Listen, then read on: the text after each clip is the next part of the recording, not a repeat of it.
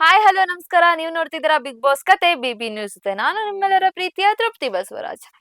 So ನಿನ್ನೆಯ episode ಅಂದ್ರೆ ನಿನ್ನೆಯ ಬಿಗ್ ಬಾಸ್ ಎಪಿಸೋಡ್ ನಲ್ಲಿ ಏನ್ ನಡೀತು ಅಂತ ನೋಡೋದಾದ್ರೆ, ಮೇನ್ ಆಗಿ ನಡೆದಿರೋ ಫಸ್ಟ್ ಇಂಪಾರ್ಟೆಂಟ್ ವಿಷಯ ಹೇಳ್ತೀನಿ. ನಿನ್ನೆ ಗಿಲ್ಲಿ ಮತ್ತೆ ಅಶ್ವಿನಿ ಅವರು ಒಂದಾಗ್ತಾರೆ. ಅವರ ಎಲ್ಲಾ ಕೋಪಗಳನ್ನ, ಇಡೀ ಸೀಸನ್ ಅಲ್ಲಿ ಇದ್ದಿದ್ದ ಕೋಪ, ನೋವು ಎಲ್ಲಾನು ಹಂಚ್ಕೊಂಡು ಇಬ್ರು ಒಂದಾಗ್ತಾರೆ. ಇವತ್ತು ಸೋಷಿಯಲ್ ಮೀಡಿಯಾದಲ್ಲಿ ಅದೇ ಫುಲ್ ಟ್ರೆಂಡಿಂಗು. ಎಲ್ರೂನು ತುಂಬಾ ಖುಷಿಯಾಗಿದ್ದಾರೆ. ಅಶ್ವಿನಿ ಗೌಡ ಅವರ ಫ್ಯಾನ್ಸ್ ಆಗಿರ್ಬೋದು, ಗಿಲ್ಲಿ ಅವರ ಫ್ಯಾನ್ಸ್ ಆಗಿರ್ಬೋದು, ಎಲ್ರೂನು ತುಂಬಾ ಖುಷಿಯಾಗಿದ್ರೆ. ಇದೊಂದು ಸೀನ್ ನೋಡಿ ಕಣ್ಣಲ್ಲಿ ನೀರ್ ಬರೋ ತರಾನೇ ಇದೆ. ಅವರ ಆ ಬಾಂಧವ್ಯನ ಒಂದು ಪ್ರೋಮೋ ಮುಖಾಂತರ ಬಿಗ್ ಬಾಸ್ ಅವರು ಹೊರಗ್ ಬಿಡ್ತಾರೆ. ಅದು ತುಂಬಾ ಮನ್ಸಿಗೆ ಹತ್ರ ಆಗೋ ತರ ಇದೆ. ನಿನ್ನೆ ಎಪಿಸೋಡು ರಕ್ಷಿತಾ ಅವರಿಂದ ಸ್ಟಾರ್ಟ್ ಆಗುತ್ತೆ. ಸೊ ರಕ್ಷಿತಾ ಅವರು ಬಿಗ್ ಬಾಸ್ ಮನೆಯಿಂದ ಹೊರಗೆ ಹೋಗೋದ್ರ ಬಗ್ಗೆ, ಬಿಗ್ ಬಾಸ್ ಸೀಸನ್ ಮುಗಿಯೋದ್ರ ಬಗ್ಗೆ ಮಾತನಾಡ್ತಾರೆ. ಅಲ್ಲಿಂದ ಸ್ಟಾರ್ಟ್ ಆಗೋ ಎಪಿಸೋಡ್ ಮಾರನೇ ದಿನ ಸ್ಟಾರ್ಟ್ ಆಗುತ್ತೆ. ಸೊ ಎಲ್ರು ಡ್ಯಾನ್ಸ್ ಮಾಡ್ತಾರೆ. ಆಬ್ವಿಯಸ್ ಆಗಿ ಸಂಕ್ರಾಂತಿ ದಿನ ಬಂತು. ಸೊ ನಿನ್ನೆ ಬಿಗ್ ಬಾಸ್ ಮನೆಯಲ್ಲಿ ಸಂಕ್ರಾಂತಿ ಹಬ್ಬನ ಆಚರಿಸ್ತಾರೆ. ಸಂಕ್ರಾಂತಿ ಹಬ್ಬ ನಾವು ನೀವೆಲ್ಲ ಆಚರಿಸ್ದಾಗೆ ಬಿಗ್ ಬಾಸ್ ಮನೇಲಿ ಕೂಡ ಆಚರಿಸ್ತಾರೆ. ಬಿಗ್ ಬಾಸ್ ಮನೆಯಲ್ಲಿ ಮೊದಲನೇದಾಗಿ ಸಂಕ್ರಾಂತಿ ಹಬ್ಬದ ಸಾಂಗ್ ಒಂದನ್ನ ಪ್ಲೇ ಮಾಡ್ತಾರೆ ಬೆಳಿಗ್ಗೆ. ಸೊ ಎಲ್ರಿಗೂ ಗೊತ್ತಾಗುತ್ತೆ ಸಂಕ್ರಾಂತಿ ಹಬ್ಬ ಅಂತ ಹೇಳ್ಬಿಟ್ಟು ಎಲ್ಲ ಡ್ಯಾನ್ಸ್ ಮಾಡ್ತಾರೆ, ಎಲ್ರು ವಿಶ್ ಮಾಡ್ಕೊಂತಾರೆ. ಅಂಡ್ ಎಲ್ರು ಸುಂದರವಾಗಿ, ಎಲ್ರು ಹ್ಯಾಂಡ್ಸಮ್ ಆಗಿ ಎಲ್ಲ ರೆಡಿಯಾಗಿ ಅಂಡ್ ಗಾರ್ಡನ್ ಏರಿಯಾಗೆ ಬರ್ತಾರೆ. ಬಿಗ್ ಬಾಸ್ ಒಂದು ಟಾಸ್ಕ್ ತರ ಕೊಡ್ತಾರೆ. ಟಾಸ್ಕ್ ಅನ್ನೋದಕ್ಕಿಂತ ಅದೊಂದು ಪ್ರಮೋಷನ್ ಆಕ್ಟಿವಿಟಿ ಆಗಿರುತ್ತೆ. ಅವರು ಕೆಲವೊಂದು ಸಿಹಿ ತಿಂಡಿಗಳನ್ನ ಮತ್ತೆ ಕೆಲವೊಂದು ಖಾದ್ಯಗಳನ್ನ ರೆಡಿ ಮಾಡಿ ಎಲ್ರು ಸೇರ್ಕೊಂಡು ಅಂತ ಹೇಳ್ಬಿಟ್ಟು ರೆಡಿ ಎಲ್ಲ ಬೇಕಾಗಿರೋ ತಿನಿಸುಗಳನ್ನ ಅಲ್ಲಿ ಇಟ್ಬಿಟ್ಟು ಎಲ್ರಿಗೂ ರೆಡಿ ಮಾಡಕ್ ಬಿಡ್ತಾರೆ.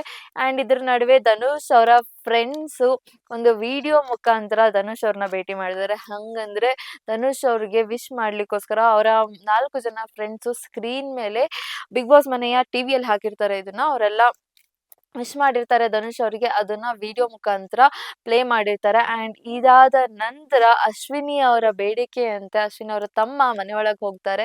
ಸೊ ಅವರು ಮನೆ ಒಳಗ್ ಬರೋದನ್ನ ನೋಡಿ ಅಶ್ವಿನಿ ಅವರು ಭಾವುಕರಾಗ್ತಾರೆ. ಅಂಡ್ ಅವರ ಬೇಡಿಕೆ ಒಂದು ತೀರ್ಸ್ಕೊಡ್ತಾರೆ ಬಿಗ್ ಬಾಸ್. ಸುಮಾರು ಹೊತ್ತಂಗ ಇಬ್ರು ಕೂತು ಮಾತಾಡ್ತಾರೆ. ಅವರ ಬಿಗ್ ಬಾಸ್ ಮನೆ ಆಟದ ಬಗ್ಗೆ ಆಗಿರ್ಬೋದು, ಅವರಿಗೆ ವಿಷಸ್ ತಿಳಿಸೋದಿರ್ಬೋದು. ಇಬ್ರು ಸುಮಾರು ಹೊತ್ತು ಕೂತ್ಕೊಂಡ್ ಮಾತಾಡ್ತಾರೆ, ಮನೆಯವ್ರಿಗೆಲ್ಲ ಪರಿಚಯ ಮಾಡಿಸ್ಕೊಳ್ತಾರೆ. ಇದೆಲ್ಲ ನಾರ್ಮಲ್ ಆಗಿ ನಡೆಯುತ್ತೆ. ಅಂಡ್ ಇದಾದ ನಂತರ ಸಂಕ್ರಾಂತಿ ಹಬ್ಬಕ್ಕೆ ಪರ್ಯಾಯ ಅನ್ನೋ ತರ ಬಿಗ್ ಬಾಸ್ ಮನೆಯವರಿಗೆಲ್ಲ ಒಂದು ಟಾಸ್ಕ್ ಕೊಡ್ತಾರೆ. ಒಬ್ರೊಬ್ರು ಒಂದು ಚಿಕ್ಕ ಪುಟಾಣಿ ಸ್ಟೇಜ್ ತರ ರೆಡಿ ಮಾಡಿರ್ತಾರೆ. ಅದ್ರಲ್ಲಿ ನಿಂತ್ಕೊಂಡು ನಿಮ್ಗೆ ಯಾರ ಬಗ್ಗೆ ಮಾತಾಡಕ್ ಇಷ್ಟ ಇದೆ, ಹೇಗೆ ಅಂತ ಹೇಳಿದ್ರೆ ನೀವು ಮನೆಯಲ್ಲಿ ಯಾರಿಗ್ ನೋವ್ಸಿದೀರ, ಅವ್ರ ಜೊತೆಗೆ ಯಾವ ತರ ಇರ್ಬೋದಿತ್ತು ಅನ್ನೋದ್ರ ಬಗ್ಗೆ ಮಾತನಾಡಿ ಅವ್ರ ಜೊತೆಗೆ ಆಗಿರೋ ಕಹಿ ಘಟನೆಗಳನ್ನ ಸುಟ್ ಹಾಕಿ ಅನ್ನೋದು ಒಂದು ಟಾಸ್ಕ್ ತರ ಕೊಟ್ಟಿರ್ತಾರೆ ಬಿಗ್ ಬಾಸ್.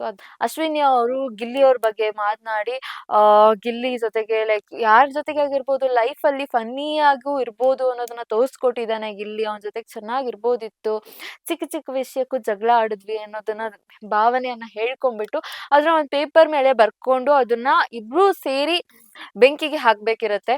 ಹಾಗೇನೆ ಇಬ್ರುನು ಮಾತನಾಡಿ ಆ ಪೇಪರ್ ಏನಿರುತ್ತೆ ಅದು ಅಶ್ವಿನಿ ಗೌಡ ಅವ್ರು ಬರ್ದಿರೋದನ್ನ ಇಬ್ರು ಬೆಂಕಿಗೆ ಹಾಕ್ತಾರೆ. ಅದೇ ರೀತಿ ಗಿಲ್ಲಿಗೆ ಕೇಳಿದಾಗ ಓಕೆ. ಗಿಲ್ಲಿ ಚಾನ್ಸ್ ಬಂದಾಗ ಗಿಲ್ಲಿ ಬಂದ್ಬಿಟ್ಟುನು ಅಶ್ವಿನಿ ಗೌಡ ಬಗ್ಗೆನೇ ಮಾತಾಡ್ತಾರೆ. ಅಶ್ವಿನಿ ಅವ್ರ ಜೊತೆಗೆ ನಾನ್ ಚೆನ್ನಾಗಿರ್ಬೋದಿತ್ತು. ಅವರಿಗೆ ಯಾವುದೋ ಒಂದು ಬರದಲ್ಲಿ, ಯಾವುದೋ ಜಗಳ ಆಡೋ ಬರದಲ್ಲೋ ಏನೋ ಅವರಿಗೆ ಪ್ರತಿ ಸತಿ ಅವಳು ಇವಳು ಅಂತ ಮಾತಾಡಿದೀನಿ. ದೊಡ್ಡವರಿಗೆ ರೆಸ್ಪೆಕ್ಟ್ ಕೊಡ್ಬೇಕಿತ್ತು ನಾನು. ಆ ತಪ್ಪನ್ ಮಾಡಿದೀನಿ ಈ ಮನೆ ಒಳಗೆ ಅಂತ ಹೇಳ್ಕೊಂಡ್ಬಿಟ್ಟು ಅವ್ರ ಜೊತೆಗೆ ಚೆನ್ನಾಗಿರ್ಬೋದಿತ್ತು ನಾನು ಅನ್ನೋದನ್ನ ತೋಡ್ಕೊಂತಾರೆ. ಅದನ್ನು ಪೇಪರ್ ಮೇಲೆ ಬರ್ದ್ಬಿಟ್ಟು ಇಬ್ರು ಸೇರಿ ಬೆಂಕಿಗೆ ಹಾಕ್ತಾರೆ. ಇದು ಒಂದು ಪ್ರೋಮೋ ಕಟ್ತಾರ ಬಿಗ್ ಬಾಸ್ ಮನೆಯವರು ಇದನ್ನ ಹೊರಗೆ ರಿಲೀಸ್ ಮಾಡಿರ್ತಾರೆ.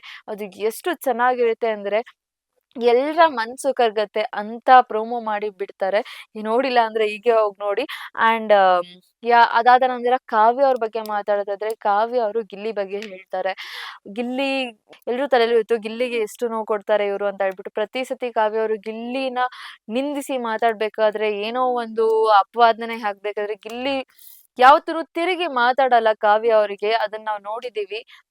ಪ್ರತಿ ಸತಿನೂ ಅವರೇ ಮನ್ಸಲ್ಲೇ ಇಟ್ಕೊಂಡು ಅದು ಏನೇ ಬೇಜಾರಾದ್ರೂ ಒಳಗೆ ನುಂಗ್ಕೊಂಡು ಇಷ್ಟು ದಿನಾನು ಮನೆಯೊಳಗಿದ್ರು. ಇದು ನಾವೆಲ್ಲ ನೋಡಿದ್ವಿ. ಆದ್ರೆ ಕಾವ್ಯಗ್ ಯಾವತ್ತೂ ಅರ್ಥ ಆಗಿಲ್ಲ ಅಂತ ಅನ್ಕೋತಿದ್ವಿ. ಬಟ್ ಕಾವ್ಯ ಅವರು ಈ ಎಪಿಸೋಡ್‌ನಲ್ಲಿ ಗಿಲ್ಲಿ ಬಗ್ಗೆ ಮಾತಾಡ್ತಾರೆ. ಎಷ್ಟೋ ಸತಿ ಮಾತುಗಳಲ್ಲಿ ನಾನು ಅವನಿಗೆ ಹೊಡ್ದಿದ್ದೀನಿ. ಆದ್ರೆ ಅದನ್ನ ಯಾವತ್ತೂ ಗಿಲ್ಲಿ ನನಗೆ ಬೇಜಾರಾಗಿದೆ ಅಂತ ಯಾವತ್ತೂ ತೊಡ್ಕೊಂಡೇ ಇಲ್ಲ. ಅದನ್ನ ನನ್ ಜೊತೆಗೆ ಜಗಳ ಮಾಡೋದಾಗ್ಲಿ ಆ ಥರ ಯಾವತ್ತೂ ಮಾಡೇ ಇಲ್ಲ. ಎಲ್ಲದನ್ನೂ ಮನ್ಸಲ್ಲೇ ಇಟ್ಕೊಂಡು ಇದ್ಬಿಡ್ತಿದ್ದ ಅಂತ ಹೇಳ್ಬಿಟ್ಟು ಗಿಲ್ಲಿ ಬಗ್ಗೆ ಮಾತನಾಡ್ತಾರೆ. ಅದನ್ನ ಪೇಪರಲ್ಲಿ ಬರೆದು ಅವರು ಕೂಡ ಬೆಂಕಿಯಲ್ಲಿ ಹಾಕ್ತಾರೆ. ಅವನ ಜೊತೆ ಚೆನ್ನಾಗಿರ್ಬೋದಿತ್ತು ಅನ್ನೋದನ್ನ ಅವ್ರು ಹೇಳ್ತಾರೆ. ಅಂಡ್ ಅದ್ರ ಜೊತೆಗೆ ಕಾವ್ಯ ಅವರು ಇನ್ನ 3 ದಿನ ಇದೆ ಅಷ್ಟೇ ನನಗೆ ರೇಗಿಸ್ಬೇಡ ಅಂತ ಹೇಳ್ತಾರೆ. ಬಟ್ ಆದ್ರೆ ಗಿಲ್ಲಿ ಅವ್ರು ಹ್ಞೂ, ಹ್ಞೂ ಅಂತ ಹೇಳ್ಬಿಟ್ಟು ಇನ್ನೇನು ಬೆಂಕಿಗೆ ಇಬ್ರು ಸೇರಿ ಆ ಕಾಗದನ್ ಹಾಕ್ಬೇಕಿರತ್ತೆ ಅವಾಗ ಸಪ್ತಪದಿ ಅಂತ ಸಾಂಗ್ ಹೇಳ್ತಾರೆ. ಅದು ಕೂಡ ಜಾಸ್ತಿ ಫನ್ನಿ ಆಗಿತ್ತು ನೆನ್ನೆ ಎಪಿಸೋಡ್‌ನಲ್ಲಿ. ಸೊ ಇದಾಗಿತ್ತು ನೆನ್ನೆಯ ಬಿಗ್ ಬಾಸ್ ಎಪಿಸೋಡ್. ಸೊ ಎಲ್ರುನು ಅವ್ರವ್ರ ಒಳಗಿರೋ ಅಥವಾ ಬೇರೆಯವ್ರ ಬಗ್ಗೆ ಹೇಳ್ಬಿಟ್ಟು ಆ ಕೆಟ್ಟ ವಿಚಾರಗಳನ್ನ ಆ ಕೆಟ್ಟ ವಿಚಾರಗಳು ಅನ್ನೋದನ್ನ ಸುಟ್ಟು ಹಾಕಿದ್ದಾರೆ ನಿನ್ನೆ ಎಪಿಸೋಡ್‌ನಲ್ಲಿ. ಸೊ ಇನ್ನೇನು 3 ದಿನ ಬಾಕಿ ಇದೆ. ಬಿಗ್ ಬಾಸ್ ಮುಗ್ದೋಗುತ್ತೆ. ನಿಮ್ಮೆಲ್ಲರ ಬಾಂಧವ್ಯನೂ ಇಲ್ಲಿಗೆ ಮುಗಿಯೋದಿಲ್ಲ. ಬಟ್ ಆದ್ರೂನು ಬಿಗ್ ಬಾಸ್ ಕತೆ ಅನ್ನೋದನ್ನ ಇನ್ನೇನು 3 ದಿನದಲ್ಲಿ ಮುಗಿಸ್ತಾ ಇದೀವಿ. ಸೊ ಯಾ ಇದಾಗಿತ್ತು ನಿನ್ನೆಯ ಬಿಗ್ ಬಾಸ್ ಎಪಿಸೋಡ್. ನೀವು ನೋಡ್ತಾ ಇದ್ದೀರಾ ಬಿಗ್ ಬಾಸ್ ಕತೆ ಬಿಬಿ ನ್ಯೂಸ್ ಜೊತೆ.